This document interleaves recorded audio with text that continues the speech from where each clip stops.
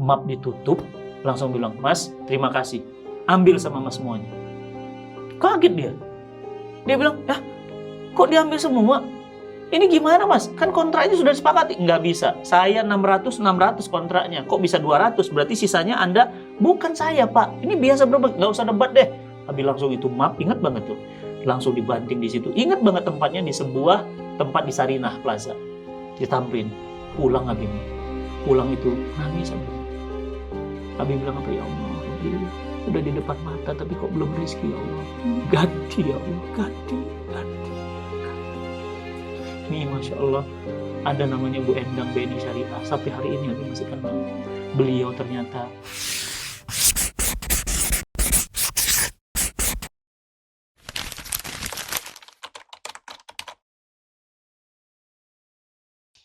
ya di fase 5 tahun kedua juga gak mudah. Karena fase dimana Abi ngerasa kita harus mulai keluar dari masalah.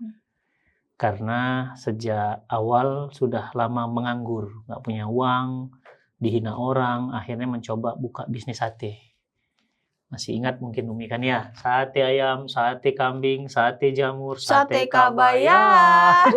Masih ingat. Jualan sate. Ya soalnya 4 tahun. 4 tahun tukang Kita sate. berdua dengar suara itu tiap sore di rumah kita. Iya, karena awalnya gerobak. Habis itu Abi yang konsep kan.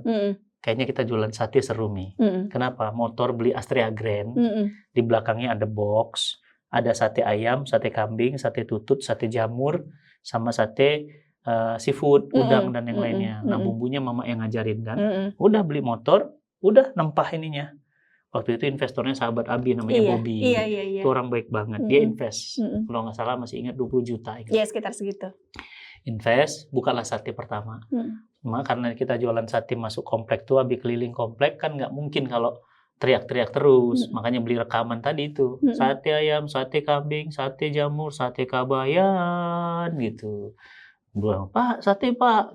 Bakar sate nih, jualan sate. Alhamdulillah. Keluar jam 4 sore, jam 9 pulang. Sehari 500.000 per gerobak. Lumayan kan, 500.000. Buat besok belanja, kesisihkan 300, 200 bisa dipegang 200 per hari. Kan lumayan. Zaman itu. Alif tiap hari mungkin paru-parunya kotor. Karena tiap hari nyaksiin gimana jadi bapaknya tukang sate. Arang batok dibakar.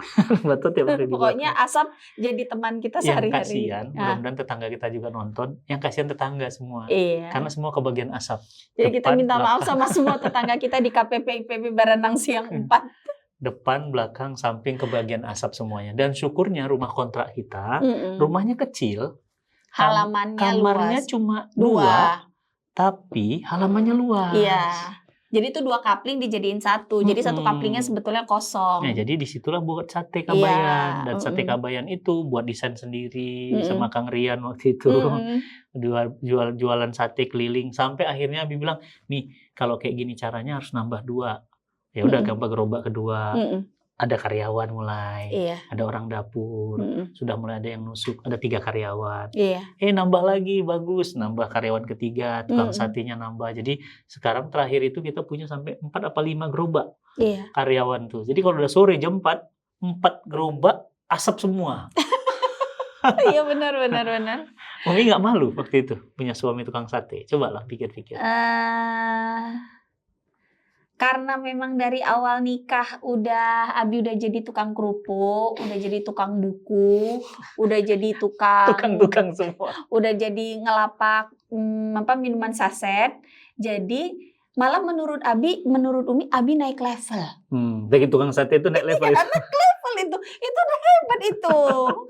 Karena biasanya Abi jualnya yang 1.000-an kan ya. Naik ini jualnya udah yang seporsi 20 ribuan. Itu udah paten itu Abi. Jadi kalau Umi udah paten, udah hebat itu, udah keren. Jadi kalau Umi kalau ngelihat Abi tuh malah seneng karena level Abi udah naik dari tukang kerupuk jadi tukang sate. Walaupun masih jadi tukang. Walaupun tetap ada tukangnya depannya. Tapi nggak apa-apa. Dan enaknya jadi tukang sate itu, kalau sate nggak habis, kita yang makan. Jadi tiap hari makanan Alif itu sate tutut.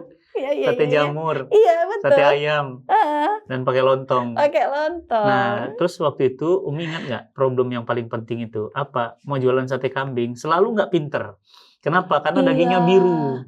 Kambingnya sampai busuk. Jadi kambingnya biru dan menghitam, ditaruh ke kulkas salah, ditaruh di luar salah. Ingat kan? Iya. Akhirnya dibungkus pakai koran rupanya. Iya. Atau dibakar juga kadang-kadang alot. Iya. Gimana ya nih? Akhirnya ditemukan rahasia pakai apa? Bumbu dicampur dengan daun pisang. Nanas ya. Nanas muda baru mulai enakan. Nah, jadi dari situ tukang sate akhirnya nambah tuh gerobaknya. Mulailah Abi sambil kerja di Jakarta, gaji 600.000 sebulan. Bisa kebayang anak satu gaji 600.000 sebulan tetap diambil karena butuh. Jadilah tukang sate. Cuma nih, Abi ingat banget. Kadang-kadang malu gitu. Malu kenapa? Karena tinggi-tinggi kuliah kata orang dia tukang sate.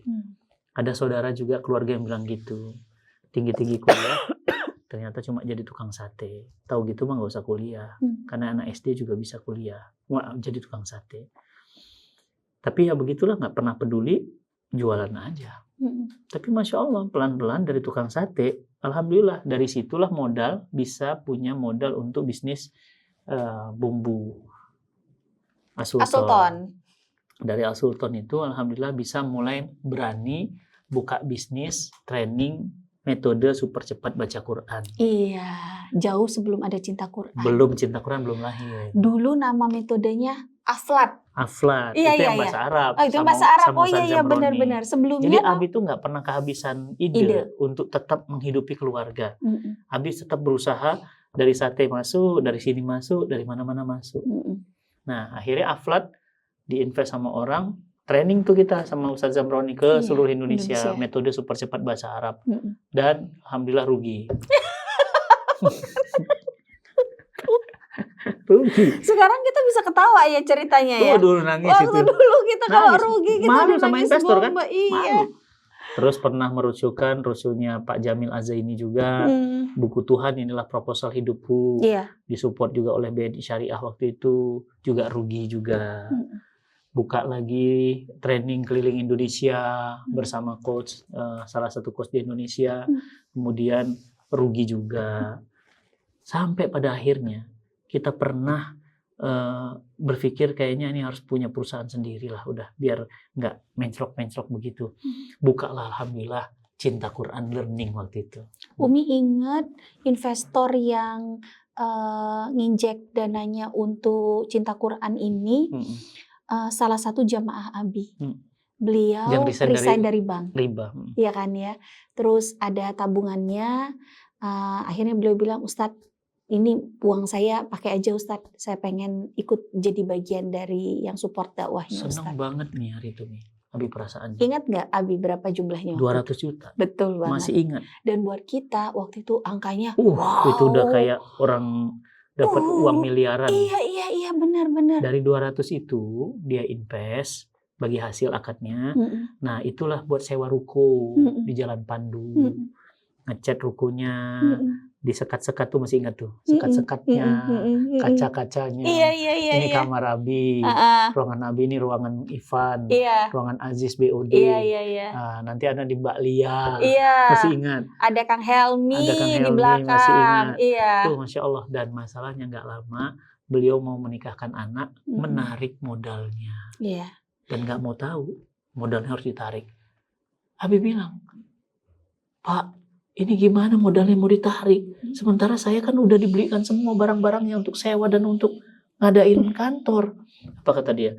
Aduh Ustaz, tolong dibantulah, saya nggak punya dana lagi. Pokoknya itu uang yang saya invest sama Ustaz harus ditarik. Saya mau menikahkan putri saya. Akhirnya apa coba? Mulai disitulah babak Abi mulai berani berhutang sama orang banyak. Abi utang sama si A, Abi utang sama si B. Utang sama si B diganti nanti dari si C. Dari si C diganti si D, seterusnya muter. Nggak bisa kenal orang yang lebih kinclong, pasti ngutang. Kenapa? Karena dari mana lagi? Waktu itu untuk membayar ganti, bayangin 200 juta harus kembali dalam waktu 1 bulan. Kemana caranya? Gimana caranya? Itu ya Allah, malu banget nih. Sampai ada seorang sahabat yang dihutangin waktu itu. Dan waktu itu belum bisa Abi kembalikan. Dia terbang dari Pekanbaru. Abi nggak pernah bisa lupa. Mudah-mudahan Allah mengampuni Abi dan beliau. Ngamuk banget beliau nih. Sampai dia bilang, datang ke kantor Abi, antum ya ditunjuk-tunjuk, udah berutang. Saya bantu antum untuk nalangin orang. Ternyata sekarang sampai sekarang nggak dibayar. Masih ingat banget Mi itu. Ya Allah, kalau mata Abi itu ditutup tuh telunjuknya di depan hidung Abi itu. Antara mau nangis tapi malu Mi. Antara mau ngomong, mau marah tapi habis tahu habis salah berutang. Makanya benar kata Nabi, orang berutang itu lemah posisinya. Orang berutang itu dia akan cenderung bisa berbohong untuk berkilah lagi, cari alasan lagi. Ngamuk dia, bayang datang dari Pekanbaru.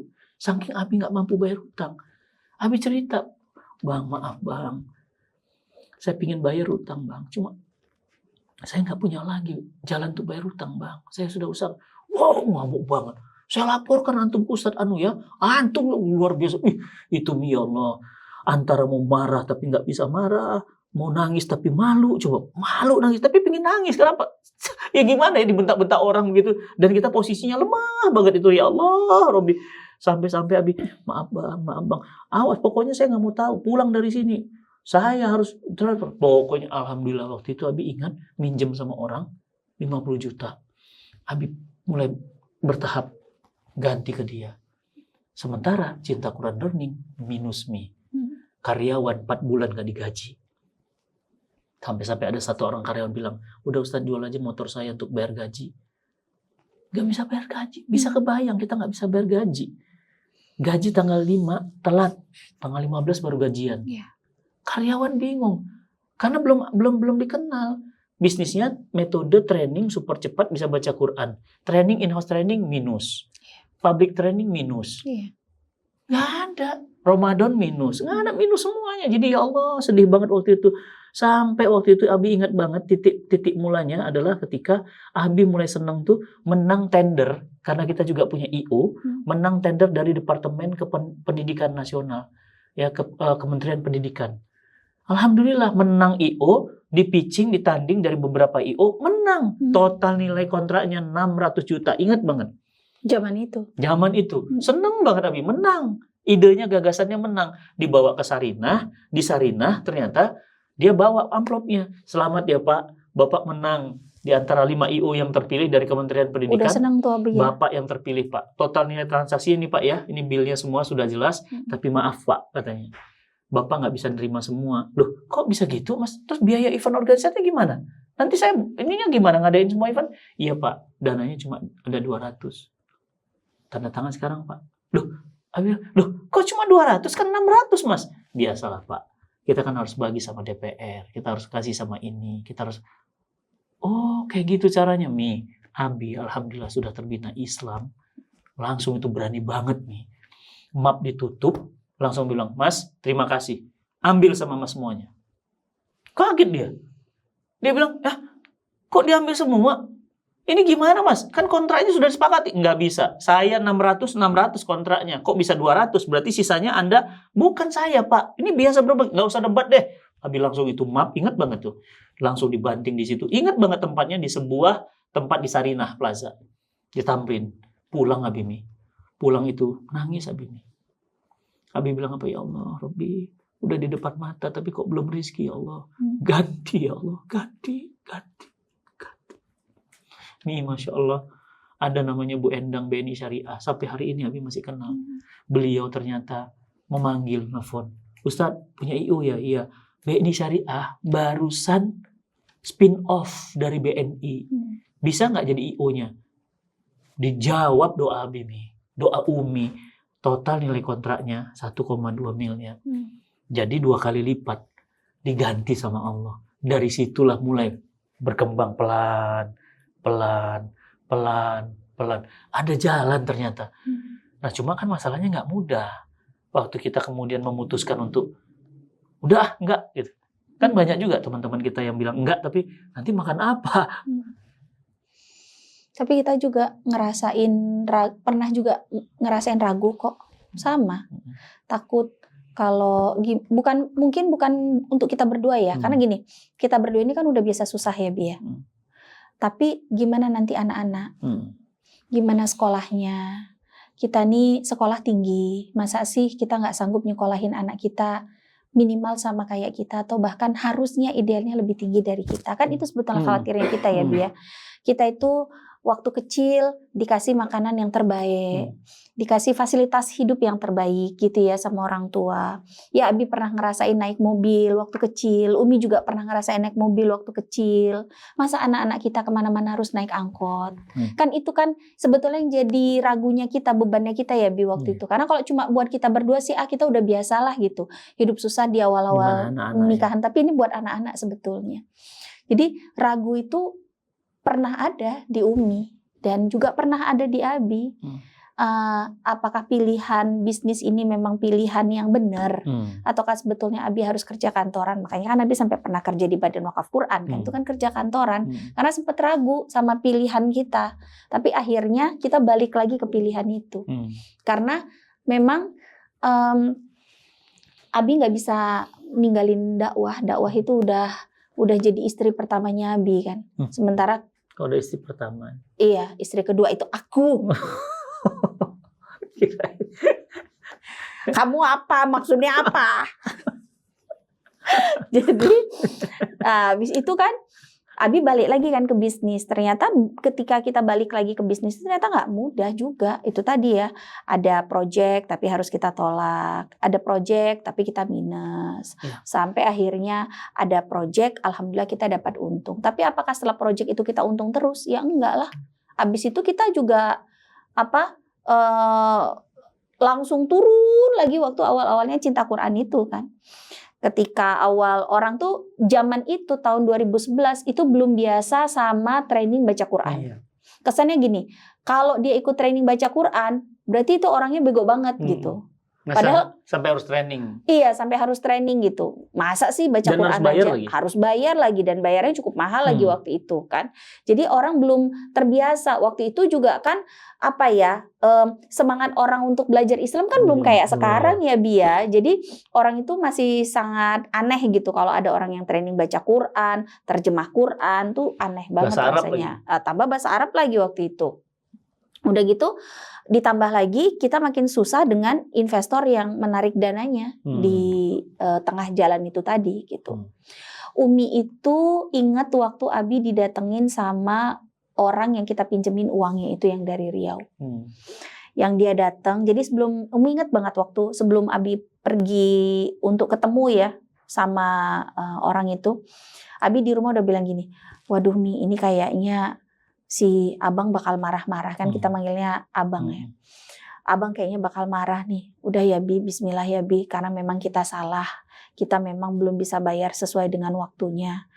Udah minta maaf aja gitu. Dan Umi kan gak bisa nemenin Nabi ya waktu itu ya. Abi ditemani sama Ivan, seingat Umi ya. Terus pulang Abi dari sana, pulang Abi ke rumah, Abi tuh muka Abi, gestur Abi itu lemes banget Umi lihat. Umi tuh mau nanya aja nggak berani waktu itu Bi. Aduh, apa yang kejadian di sana, cemana lah ini kejadian itu, Umi nggak berani untuk nanya karena ngelihat Abi tuh pulang tuh muka Abi tuh udah lesu, udah loyo, udah kayak kehabisan tenaga, udah aduh apa ini yang kejadian. Baru abis itu setelah Abi mulai tenang tuh baru Abi cerita. Mi tadi Mi, Abi ditunjuk-tunjuk sama abang. Ya istilah kata dimaki-maki gitu ya. Tapi Abi mau ngelawan gak bisa, memang Abi salah. Mau gak ngelawan rasanya harga diri Abi sebagai laki-laki diinjak-injak di situ. Jadi gitu. Dan itu yang Abi gak bisa lupa sampai sekarang kan. Sakit banget Min. Sakit banget jadi orang berutang. Apa yang Abi rasakan, yang ada dalam pikiran Abi waktu Abi dimarahin, ditunjuk-tunjuk, mungkin bahasa kasarnya dimaki-maki kali ya. Abi kayak udah nggak punya harga diri nih. Udah di bawah telapak kaki dia udah, pokoknya Abi udah nggak punya harga diri. Mungkin itu mukanya ya Allah masih ingat banget kalau ngamuk di depan Abi. Melotot matanya ditunjuk-tunjuk, untung Abi nggak diludahinnya nih. Udah hampir mungkin tuh saking marahnya dia karena dia lagi butuh dana. Jadi Abi bisa ngerasakan nih, kayak gitulah rasanya orang berutang. Sakit, nggak enak utang itu. Sakit, makanya sampai sekarang tuh nggak berani Abi ngutang. Kalau nggak banget penting tuh nggak mau. Sakit banget nih. Makanya sampai sekarang Abi bilang sama Mimi, tolong ya Allah jangan sampai Abi punya utang sama orang lain, jangan. Abi selalu bilang sama Alif juga, jangan sampai berutang nak, jangan sampai berutang nak. Hidup kita mulia tanpa hutang nak. Bahkan kalau ada kita meninggal, walaupun kita syuhada, masih ada hutang, nggak jadi masuk surga nak. Hina hutang itu nak, jangan bangga berhutang. Sakit banget nih. Sakit banget. Dan Abi lebih sakit lagi apa? Karena Sate Kabayan itu kan kalau yang keliling kan hujan nih, Bogor. Kan kota hujan. Anjlok penjualannya. Kan setiap sore kan. Sekarang sore hujan. Jadi karena sore hujan, arangnya pada basah. Iya.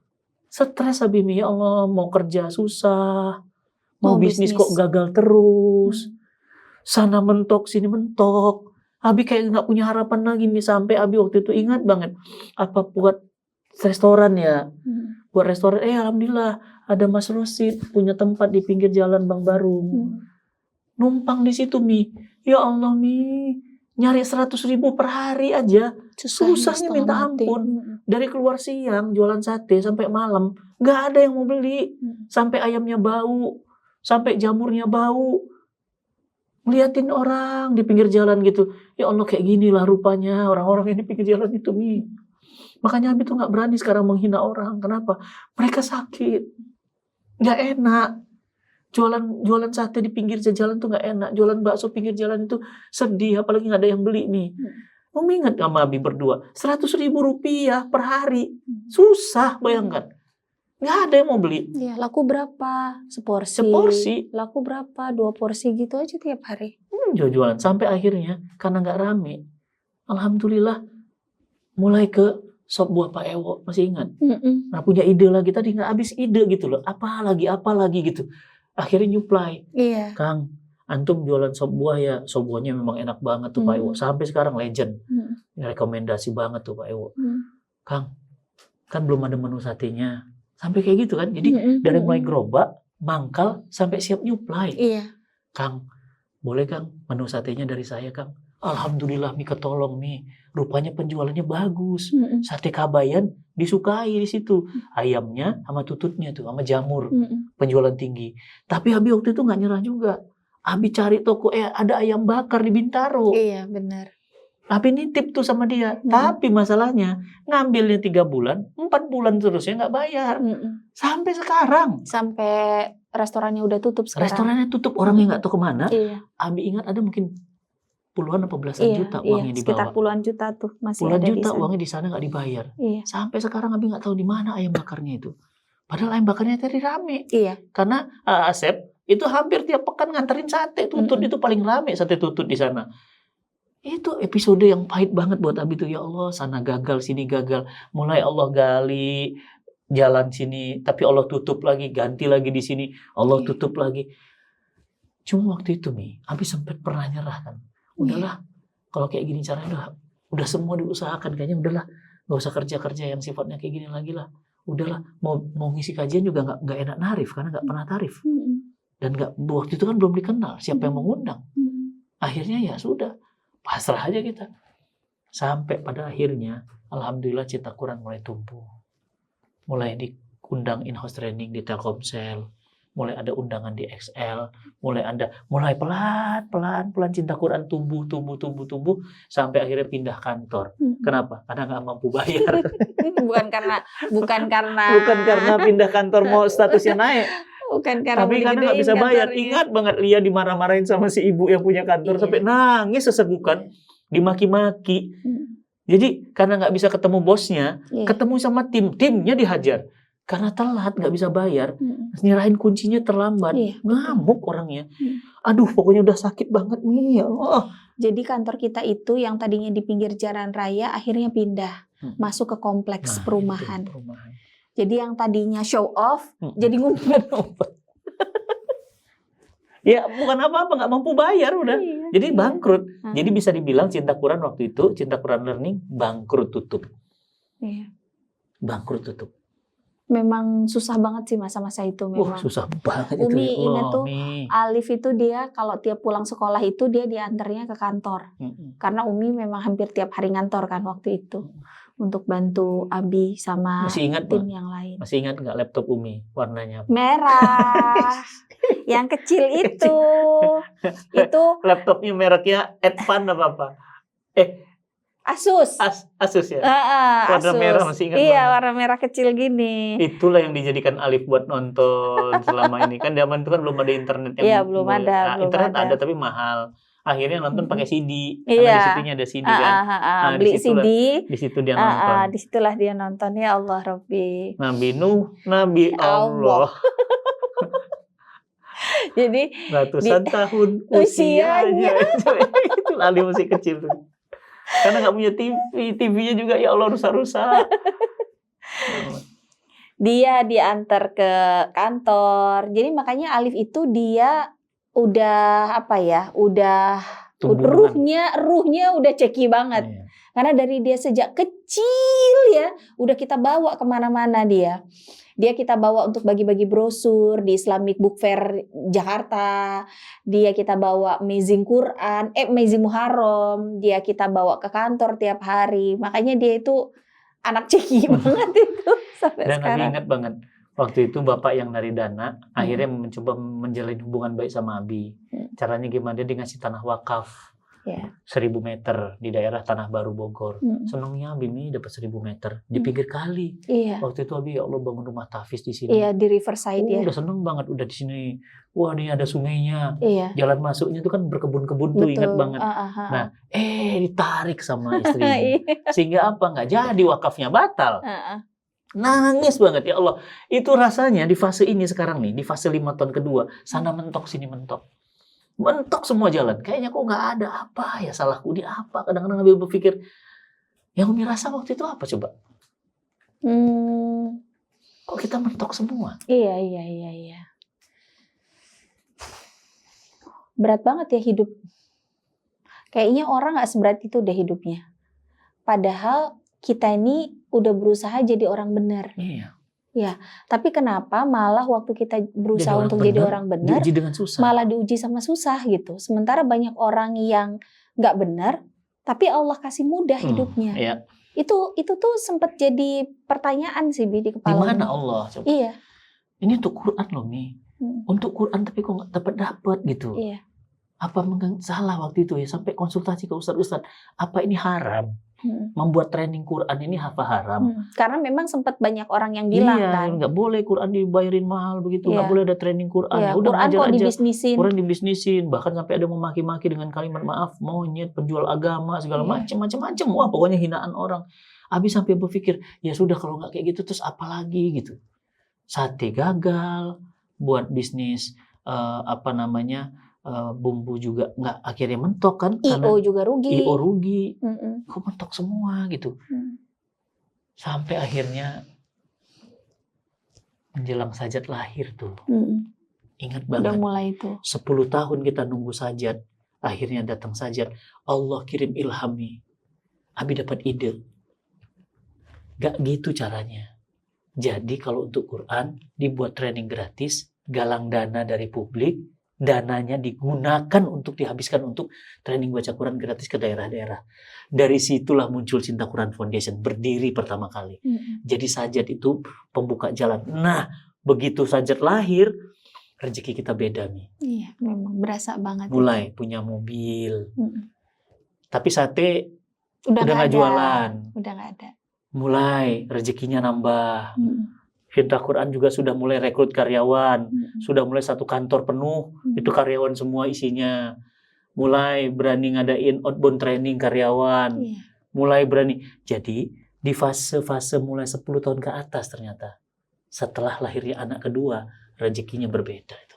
Jadi sebetulnya tiap anak bawa rezekinya masing-masing. Tapi Umi pernah mikir, sebenarnya di 10 tahun kedua itu ekonomi mulai membaik, tapi juga ujian kehidupan Umi sama Mama juga belum baik tuh. Belum. Jadi sama Mama mertua masih terus ada api dalam sekam. Sekarang kan masih serumah. Masih serumah, terus juga Mama kondisinya juga makin sakit. Jadi gini, jadi malah lebih sering sakitnya daripada sehatnya. Dan itu juga akhirnya kan berpengaruh. Ditambah Umi juga kan punya bayi baru. Udah 10 tahun nggak punya bayi, terus punya bayi lagi. Gimana ngelahirin Sajat? Sama susahnya kayak ngelahirin abangnya. Lebih sakit nggak? Sama sakitnya, sama susahnya. Dua-dua itu entah kenapa lah, melahirkannya sama-sama susah. Tapi Umi mau lagi kok kalau melahirkan lagi, mau lagi. Cuma ya nggak tahu lah Allah masih ngasih atau enggak. Soalnya kamu pengen punya anak perempuan. Aku kan masih punya PR. Kalau belum punya anak perempuan gimana? Kamu bilang boleh nggak aku cari mamah lain? Mama apa? Mamahan. Itu jadi Mama Lemon. Mamah Lemon. Jadi memang waktu itu tuh antara Umi sama Mama memang masih banyak, bukan masih banyak ya, masih ada baranya. Karena Umi jalanin fase baru jadi ibu yang punya bayi lagi. Ditambah Mama juga kondisinya udah lebih sering sakit. Jadi secara mental juga lebih nggak ini. Umi juga masih harus penyesuaian lagi. Yang tadinya nggak pernah bangun malam, sekarang jam 10 bangun, jam 1 bangun, karena kan harus nyusuin gitu ya. Kadang-kadang kalau anak sakit tengah malam, kalau Alif kan udah relatif lebih tenang kan, karena dia udah kelas 4 SD kan waktu itu. Tapi karena adiknya ini fase baru lagi buat kita berdua, akhirnya itu memang cukup berpengaruh sih. Sampai akhirnya, karena konfliknya juga dan ditambah Mama sakit, Mama akhirnya stroke. Ya. Itu Mama stroke itu di rumah kita waktu di Bisma. Iya. Udah mulai. Enggak. Itu kita udah di sini Abi, udah di Sri Kandi. Udah di Sri Kandi itu. Udah di Sri Kandi. Itu tahun 2019. 2019 ingat Umi. Stroke. Iya. Nanti sebelahnya nggak berfungsi. Iya. Dan nggak bisa lagi ngobrol normal karena sempat pelo cukup lama. Itu kejadiannya kan di Bandung ya. Umi ingat itu setelah kita bareng sama semua tim Cinta Quran ada field trip ke Bandung. Jadi waktu itu kan Mama ikut. Ternyata Mama kecapean. Karena memang itu nggak di-set buat orang tua. Mama semangat banget ikut, tapi ternyata setelah dari situ kecapean, Mama tinggal di Bandung, kita pulang ke Bogor. Cuma sekitar 1 minggu setelah itu kita dapat kabar Mama dibawa ke rumah sakit kan, menjelang subuh seingat Umi, dibawa ke rumah sakit. Terus kita langsung hari itu juga ke rumah sakit dan kita udah dapati Mama udah dalam kondisi stroke di rumah sakit waktu itu ya. Dan udah nggak bisa ngomong. Dan rasa Abi waktu itu, udahlah ekonomi lagi susah, Mama lagi stroke. Itu benar-benar ujiannya bertubi-tubi, artinya kondisinya lagi nggak enak banget, mana Mama itu stroke, Abi nggak bisa bahagiakan Mama, sebelah tangannya nggak berfungsi, akhirnya Mama kan nggak mungkin kita urus terus. Kalau kita pakai suster, bayarnya pakai apa? Tapi dahsyatnya luar biasanya rezeki. Begitu kemudian kita bakti ngurus orang tua, mulai berdatangan rezekinya satu-satu. Proyeknya mulai Allah buka, mulai bertambah-tambah kanal-kanal income. Aduh, itu kalau ngenang-ngenang itu semuanya. Jadi kayak gini banyak pertolongan yang di luar kuasa kita. Iya, jadi kayak gini. Kalau ada orang yang memang sama Allah dititipkan rezekinya lewat kita, pasti Allah buka keran rezekinya. Tapi kalau udah nggak Allah titipkan rezekinya lewat kita, pasti ditutup. Kayak Mama waktu sehat, Mama kan relatif bisa cari uang sendiri kan, karena Mama jualan, Mama itu kan nggak mau diem ya, ya jualan bawang black garlic, jualan daun bidara, semua dijual sama Mama kan. Jadi Mama punya uang sendiri, ya rezekinya Abi segitu-gitunya. Tapi begitu Mama sakit, udah nggak bisa ngapa-ngapain, dan kebutuhan Mama waktu sakit itu berkali-kali lipat dibandingkan waktu Mama sehat. Itu dia. Tapi pada saat itu juga Allah itu ngasih Abi kucuran rezeki yang persis sama kayak apa yang dibutuhin Mama. Iya, betul. Mama seminggu sekali atau seminggu 2 kali waktu itu harus terapi. Yang biayanya kan nggak sedikit gitu. Mantep. Tapi ya ada aja. Mama udah harus ditemenin suster 24 jam. Yang kita udah tahu biayanya berapa. Tapi ya ada aja. Mama di tahun ke-2, awal tahun kedua Mama stroke itu sudah harus juga ditemenin pembantu yang 24 jam juga. Karena suster udah nggak sanggup sendirian. Udah jaga orang sakit, masa harus masak lagi, harus nyuci, harus apa kan. Akhirnya kan ada pembantu. Tapi ya pada saat itu rezeki Abi ada juga. Ditambah pandemi. Iya. Jebret langsung tutup pandemi. Itu ya Allah rasanya Mi. Pandemi itu Masya Allah. Tapi waktu pandemi itu ya, kita memang agak sulit.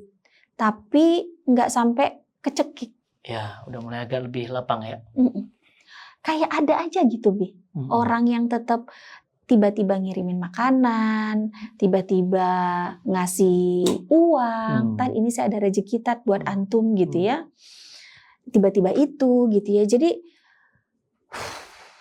kayaknya menurut Umi ya, pandemi itu alhamdulillah bisa kita lewati.